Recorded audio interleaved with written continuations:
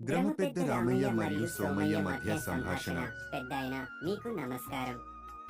నాకు ఒక పెద్ద సమస్య వచ్చింది. దయచేసి దాని పరిష్కారం చెప్పండి.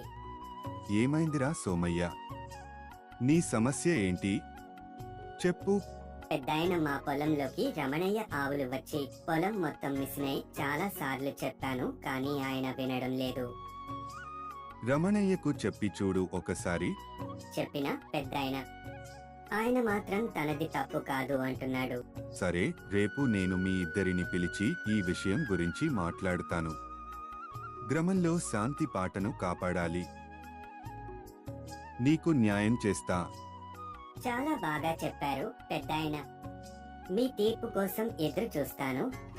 నువ్వు ఆందోళన పడకు, సమస్యకు పరిష్కారం ఉంటుంది. రేపటి వరకు సహనం పట్టుకో. నమస్కారం పెద్దాయన. సరే, సంతోషంగా ఉండు.